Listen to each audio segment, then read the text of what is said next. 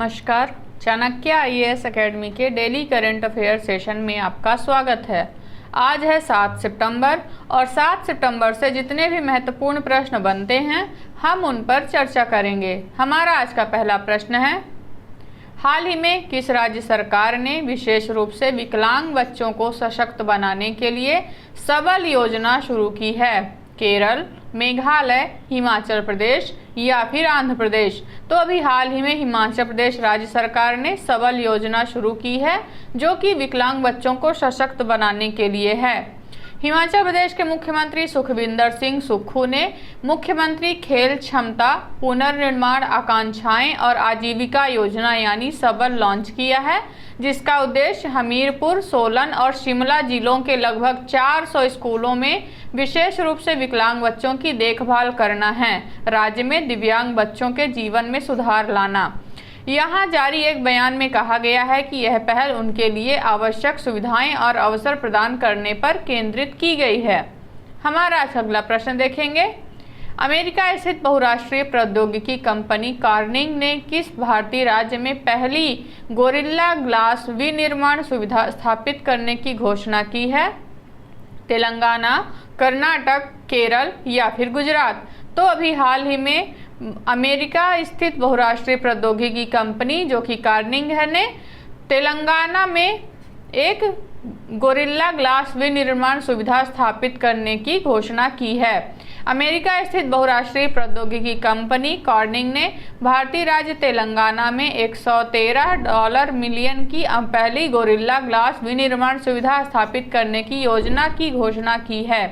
भारत में इलेक्ट्रॉनिक उत्पादन में तेलंगाना की हिस्सेदारी 6% है। वहाँ विभिन्न उद्योग उपखंडों में 250 से अधिक कंपनियां 50,000 से अधिक लोगों को रोजगार देती हैं। महत्वपूर्ण बात यह है कि यह स्मार्टफोन और अन्य इलेक्ट्रॉनिक उपकरणों के निर्माण में एक रणनीतिक निवेश है। हमारा आज अगला प्रश्न देखेंगे, हाल ही में किस देश का मून स्नाइपर लैंडर स्लिम सफलतापूर्वक लॉन्च किया गया है? जापान, रूस, कनाडा या फिर ब्राजील? तो अभी हाल ही में जापान का मून स्नाइपर सफलतापूर्वक लॉन्च किया गया है जो कि एक चंद्रयान मिशन है। जापान ने घरेलू स्तर पर विकसित HIIA रॉकेट का उपयोग करके अपने चंद्र अन्वेषण अंतरिक्ष यान को सफलतापूर्वक लॉन्च किया गया है, जिसे मून स्नाइपर के रूप में जाना जाता है। जापान एयरोस्पेस एक्सप्लोरेशन एजेंसी यानी जाक्सा ने बताया कि दक्षिणी जापान के तनेगाशिमा अंतरिक्ष केंद्र से रॉकेट का प्रक्षेपण निर्धारित कार्यक्रम के अनुसार हुआ। इसने चंद्र lander smart lander for investigating moon यानी स्लिप को भी सफलतापूर्वक तैनात किया है। जापान का महत्वाकांक्षी लक्ष्य स्लिम को चंद्रमा की सतह पर उसके निर्धारित लक्ष्य स्थल के 100 मीटर के भीतर उतारना है। हमारा आज अगला प्रश्न देखेंगे, हाल ही में भारत इलेक्ट्रॉनिक्स लिमिटेड और किस देश की एयरोस्पेस इंडस्ट्री ने समझौता ज्ञापन पर हस्ताक्षर किए हैं? अमेरिका, इजराइल, जापान या फिर इनमें से कोई नहीं? तो अभी हाल ही में भारत इलेक्ट्रॉनिक्स लिमिटेड और इजराइल की एयरोस्पेस इंडस्ट्रीज ने समझौता ज्ञापन पर हस्ताक्षर किए हैं। भारत इलेक्ट्रॉनिक्स लिमिटेड और इजराइल एयरोस्पेस इंडस्ट्रीज ने एक समझौता ज्ञापन पर हस्ताक्षर किए हैं। यह समझौता ज्ञापन short range air defence system के क्षेत्र पर केंद्रित है। समझौता ज्ञापन भारत की आत्मनिर्भर भारत और मेक इन इंडिया नीतियों के अनुरूप है। ये नीतियां घरेलू विनिर्माण और रक्षा क्षमताओं में आत्मनिर्भरता पर जोर देती हैं। BEL और IAI का लक्ष्य अपने सहयोग के माध्यम से इन राष्ट्रीय उद्देश्यों में योगदान करना है। हमारा आज अगला प्रश्न देखेंगे, किस मंत्रालय द्वारा सितंबर 2023 में छठा राष्ट्रीय पोषण माह मनाया जा रहा है? खाद्य प्रसंस्करण उद्योग मंत्रालय, महिला एवं बाल विकास मंत्रालय, स्वास्थ्य एवं परिवार कल्याण मंत्रालय द्वारा या फिर इनमें से कोई नहीं? तो अभी हाल ही में महिला एवं बाल विकास मंत्रालय सितंबर माह में छठा राष्ट्रीय पोषण सप्ताह माह मना रहा है। महिला एवं बाल विकास मंत्रालय द्वारा पूरे सितंबर 2023 में छठा राष्ट्रीय पोषण माह मनाया जाएगा।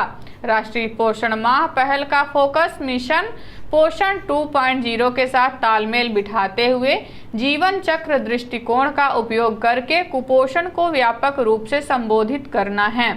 पोषण अभियान भारत सरकार की प्रमुख पहल है जिसे कुपोषण से निपटने के लिए शुरू किया गया था।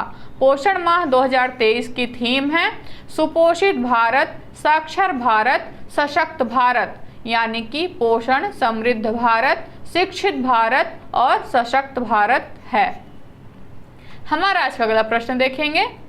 भारत ISSF विश्व चैंपियनशिप 2023 में कितने पदक हासिल किया है?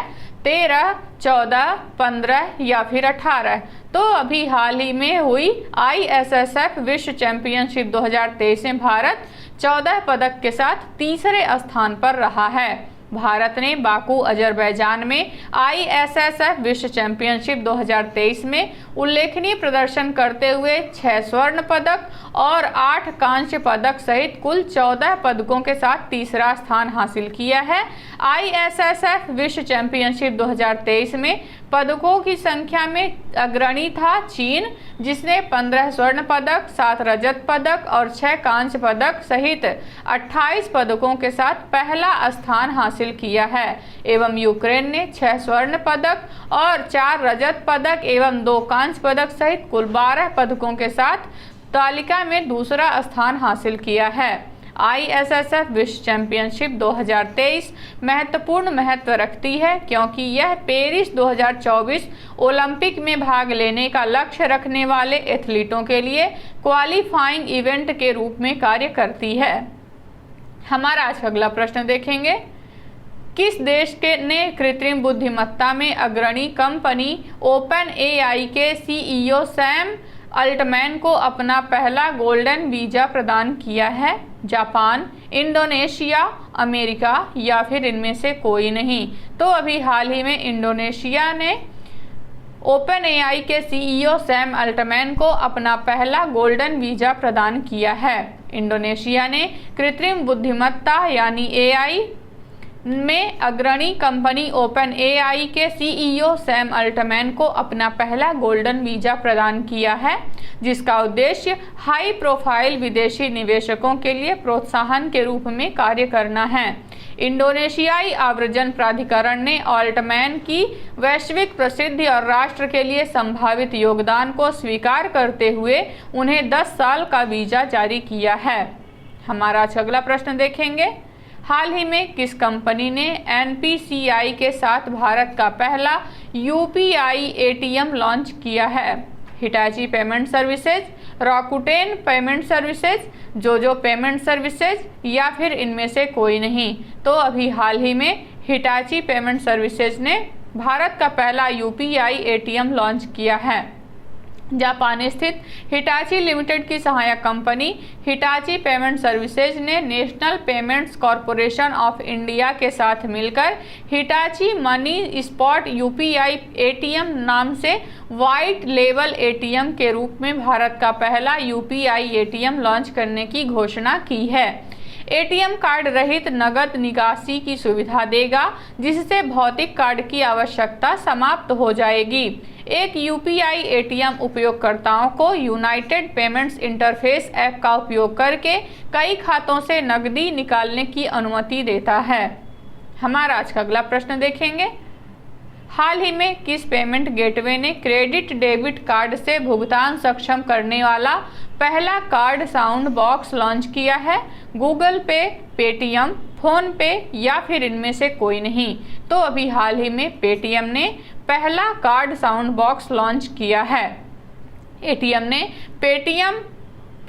ने पेटीएम कार्ड साउंड बॉक्स का अनावरण किया है, जो एक ऐसा उपकरण है जो व्यापारियों को अपने साउंड बॉक्स के माध्यम से visa, master card, American express और रुपए सहित मोबाइल और कार्ड दोनों से भुगतान स्वीकार करने की अनुमति देता है, जिसका उद्देश्य क्रेडिट और डेबिट कार्ड के माध्यम से टैप एंड पे समाधान की पेशकश करके व्यापारियों को उनके व्यवसाय को बढ़ाने में सहायता करना है। हमारा आज का अगला प्रश्न देखेंगे। बच्चों को AI सिखाने में मदद के लिए हाल ही में केंद्र ने किसके साथ समझौता ज्ञापन पर हस्ताक्षर किए हैं? माइक्रोसॉफ्ट, गूगल, एडोब रीडर या फिर इनमें से कोई नहीं। तो अभी हाल ही में केंद्रीय शिक्षा मंत्रालय के मंत्री धर्मेंद्र प्रधान ने एडोब रीडर के साथ एक समझौता ज्ञापन पर हस्ताक्षर किए हैं। केंद्रीय शिक्षा मंत्रालय धर्मेंद्र प्रधान ने एडोब एक्सप्रेस एप्लीकेशन का उपयोग करके बच्चों को कक्षाओं में रचनात्मक अभिव्यक्ति विकसित करने में मदद करने के लिए वैश्विक सॉफ्टवेयर प्रमुख एडोब के साथ एक समझौता ज्ञापन पर हस्ताक्षर किए हैं, जिसका उद्देश्य देश भर के स्कूलों को एडोब एक्सप्रेस प्रीमियम तक निःशुल्क पहुंच और शिक्षकों के व्यावसायिक विकास प्रदान करना है। तो ये रहे आज के हमारे कुछ महत्वपूर्ण प्रश्न। आशा करते हैं चाणक्य IAS एकेडमी द्वारा चलाया जा रहा करंट अफेयर सेशन आपको पसंद आ रहा होगा। हमारे ऐसे और भी कंटेंट से जुड़ने के लिए चैनल को सब्सक्राइब करें और बेल आइकन दबाना ना भूलें। धन्यवाद।